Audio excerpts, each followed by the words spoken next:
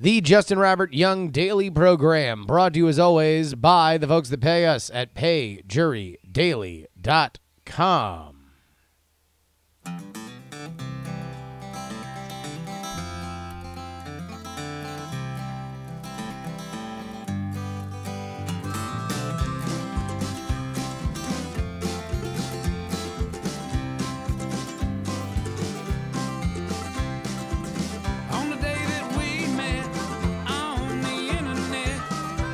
Oh, Daddy. Welcome. It's your old pal, Justin Robert Young. Yo. What's happening, fam? What's up? Like, this is something that, what we're going to talk about today. What we're going to talk about today is something that I'm very tempted to kind of throw into the, like, are we literally just finding something to argue about? Because it's a Wednesday. Because I kind of feel like we're just arguing about something because it's a Wednesday. Isn't it? I mean, it's not Wednesday. It's Thursday. But it's like it started on a Wednesday. Here's a story here. We're going to take the Verge version of it. Why it matters that Bert and Ernie are gay, which they are.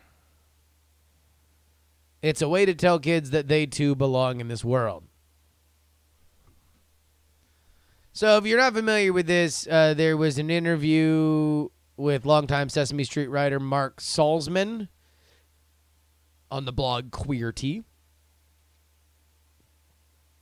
that he was a writer and a lyricist on Sesame Street, and he wrote a lot of Bert and Ernie, and he modeled Bert and Ernie after his own romantic relationship with the late Arnold Glassman, even going as so far as to incorporate their real-life quirks into the interpretations of the characters.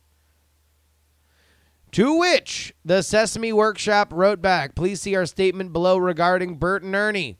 As we have always said, Bert and Ernie are best friends. They were created to teach preschoolers that people can be good friends with those who are very different from themselves, even when they are identified as male characters and possess many human traits and characteristics, as most Sesame Street Muppets do. They remain puppets and do not have a sexual orientation. So let's deli slice this one as thin as we can go. All right. Could Sesame Street have left well enough alone and just said nothing? Probably. You know, you never know what...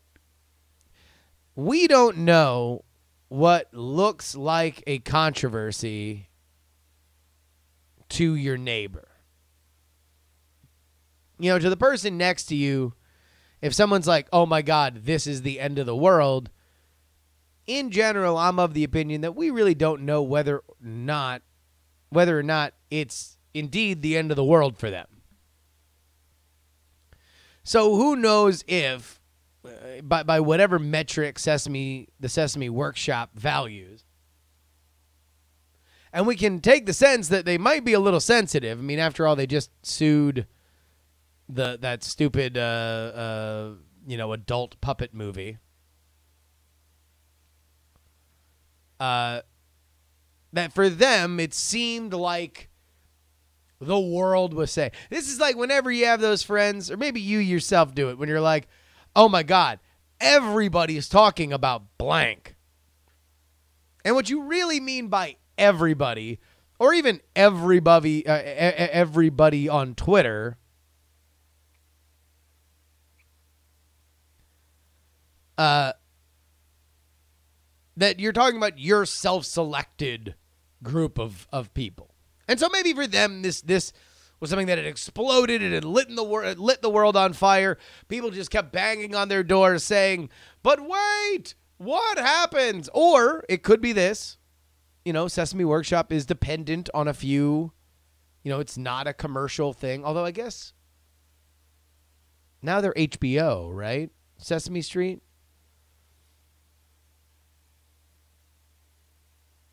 And so maybe there's less of an issue. Long story short, they decided to respond. Do I think that they needed to respond? No. Because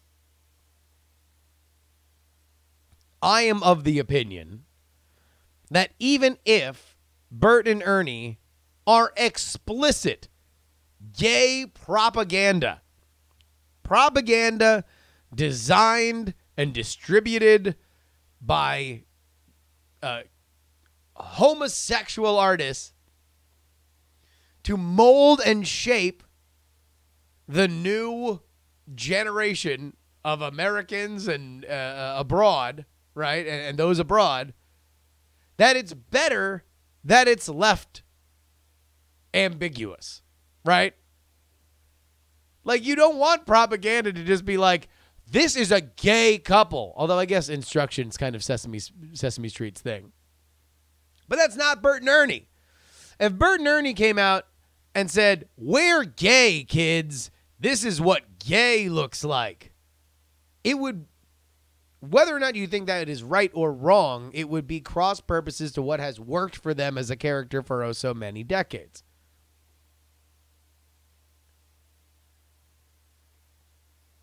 I mean, there's also the idea that Ernie kind of feels a lot younger than Bert, which also is a weird dynamic when you get into the couple thing.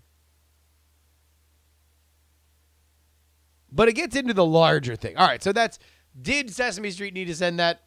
I don't know what it looked like from their vantage point, but from my vantage point, no. It didn't seem like the world was begging for that. This became a much larger thing because Sesame Workshop decided to weigh in on the subject than it would have been if they just would have let it alone.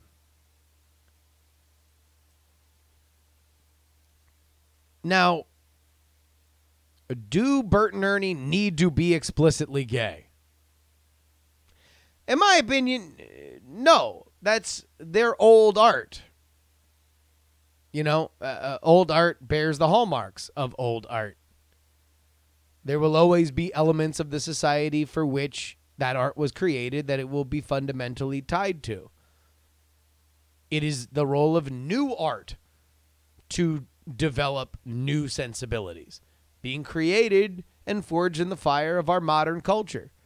This Verge article points out that, you know, look, Steven Universe doesn't have a problem dealing with same-sex and polyamorous couples. And that's true. There was a gay wedding with a kiss. Adventure Time just wrapped up a 9-season run with a long-anticipated kiss between fan favorites Princess Bubblegum and Marceline. But I'm saying, that's fine. That's good for them. In my heart of hearts, I don't believe that everything needs to be everything. Not every old thing needs to be every new thing. Sometimes it's good, and if it is at the determination of the artist that that's what they want to do, then that's fine. It's their creation. They can take it where they want to go. But I don't know if we always need to overlay the progress that we have made in our society over literally every and anything that happens. In fact, I think it kind of ties into one of our emails here, that this kind of instinct to do that is, to me, a dream dying. If you want to be the change that you want to see in the world, if you believe that Bert and Ernie should be gay and there should be a preschool aged program that illustrates to people that being a gay couple is a fine thing, then create that. But also, you're going to find out very, very quickly that there are a lot of elements to society that makes that hard. And it is up to you as an artist to get that out in front of kids. To say that Sesame Street needs to do it, to me, is putting it's Eminent domaining. You know, it's saying, no. You're too valuable. I'm co-opting you, and I'm going to make you exactly what I want. And that feels a little weird to me. Specifically in art, where although platforms are specific, you know, you can always have your own idea. All right. Let's go ahead and get into the emails. We got a bunch. First, my question to you guys was, when you first saw me, I have an ambiguous ethnicity, and specifically when people find out that I'm from South Florida, they usually either think that I'm Cuban or Jewish. So I asked you all honestly, when you first saw me on the internet, did you think I was a Jew? Did you think I was a Jew? Dave writes, "Hi, JuRY. I never thought your religion or background one way or another. You're like Gonzo from the Muppets. You're a you. But am I gay? We're going to have to figure it out." Hot Bev says, no, I don't remember much about the Jewish thing, but Cuban did always feel right. Wabbit Magic writes, as a Jew who lived just up the road from you in Sunrise, I thought you were a Jew at first. See, now that's a rare one. Normally the Jews don't think I'm Jewish, but this is a Jew who grew up around the other Jews that I grew up around, that was a Jew that I grew up around, and he thought I was a Jew. Oh, well. Great Sword writes, I lived all my life in rural Wisconsin, didn't meet many Jews here, didn't think Peggy was Jewish. Well, that doesn't count. Strike It Rich says, Jewish? Nah, I can recognize a Barbary pirate immediately. In non-Jew emails, Justin O'Brien on YouTube, by the way, you can watch us, youtube.com/JustinRobertYoung, asked about my hashtag we fucked up. What I want you guys to do, again, is to find advertising from, I might have to do a whole episode on this, advertising from companies that are now getting the word out about their fuck-ups as a way to attract new customers. I want you guys to send them to me and hashtag it we fucked up. But Justin asked, isn't we fucked up just Brian Brushwood's apologizes for game? So if you're unfamiliar, my co-host on Night Attack, Brian Brushwood, came up with a game called Apologizes For, wherein you find out the people and you have to find out what they, or guess what they apologized for. This is not that game, because that's just covering their asses. This is that next level, because for whatever reason in this world, now advertising companies are going to these companies and saying, hey, look, there's no point in running away from the fact that you are fucking bad. So now let's make ads about how you're bad, but how you really want to get better. So Knott's points out a great example, like when Domino's changed up their menu and totally shit on their old menu. Yes. And they were like, don't you hate rubbery, shitty pizza that we used to serve? Well, now we have better stuff. Wells Fargo's doing this, Uber's doing this, Facebook is doing this. If you see another one, like, then send it to me. But there's always like a sad kind of moment, and then there's a redemptive kind of moment. They're basically selling their own redemption story. That's what we fucked up is. So now we're going to have an example. Anonymous Diamond writes, I work for a StubHub competitor, and we're having a nice long laugh this week over what will inevitably turn into a we fucked up for them. I present you a billboard and bus station ad that is now plastered all over San Francisco. All right. So the ad here for the audio listeners is that moment when the kiss cam saves you from a lifetime in the friend zone, and it shows a smiling guy and a smiling lady. The Twitter post about it is the billboard right off 80 in San Francisco. StubHub is straight up advocating sexual assault as a way to force folks into unwanted romantic relationships. How about no? Look, that's a bad ad. And for this to be a we fucked up, the next StubHub ad would have to be like a ticket to unwanted, like your purchase of an unwanted sexual assault experience with a friend of yours was purchased by StubHub, and then like it would be the text next to it would be like, delete the old StubHub. We did. Now there's a new StubHub, and it would be called HubStub, or it'd be like a new logo or something like that. That would be the StubHub we fucked up on this. And by the way, Daniel J. Newman says, what's your stance on the kiss cam? Could be retired. Could be retired, the kiss cam. Because also, there's like, it's always awkward.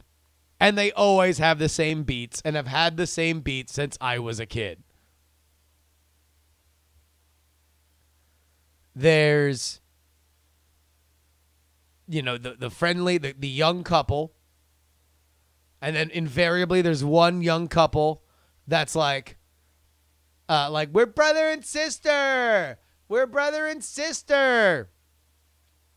And then it always ends with the two guys in the opposing jersey that everybody laughs because it's like, oh, are they going to gay kiss? Is this a gay kiss? Hey, you came to root against the home team. That means you have to gay kiss. It's weird. There was a time in which I'm sure it had its cultural moment. But now the only good kiss cam stuff are the things that are obviously staged. They like stage a big, explosive thing with the kiss cam. And Scale writes, I talked earlier in the week about how much you tolerate gym posts, gym selfies, gym commentary on social media. Scale writes, as you said, if it's your job, go nuts. Otherwise, nah. If I want gym updates, I'll follow people who do it professionally, such as Zuzana Zazuka Light, who's basically a goddess. As for motivational stuff, like, do you want a pat on the back for going to the gym? Well, basically, don't tell me about the awesome abs you want. Show me the awesome abs you've got. And I tell you what, Scale, you have totally reframed where I'm coming from with the gym stuff. From here on out, the only time I'm going to post gym stuff, unless it's like a funny story from the gym, will be if and when my body looks different than when I started going. Wingnam says, how do you feel about Ali Spagnola and her workout Instagram stuff? She's in fucking insane shape. I think it's great. When you have a body like Ali is fucking maybe 35 pounds and 37 of those pounds are muscle. I don't know how the math works. I just know you should follow Ali Spagnola on Instagram.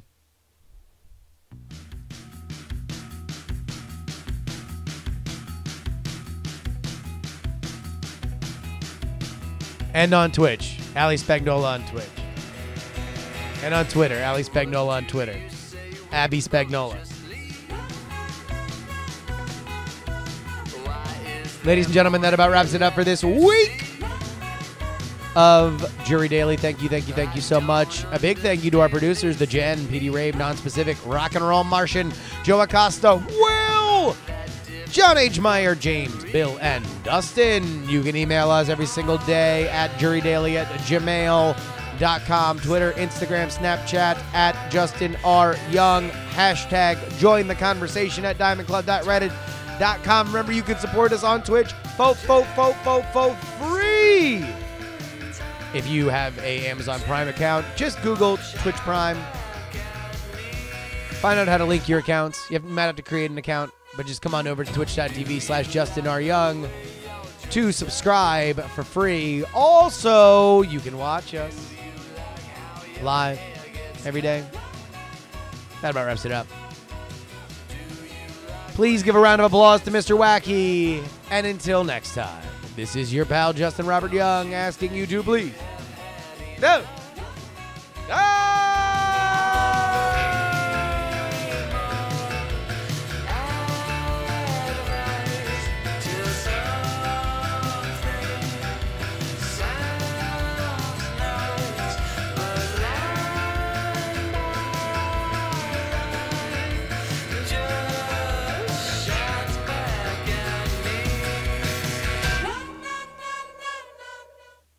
Diamond Club hopes you have enjoyed this program.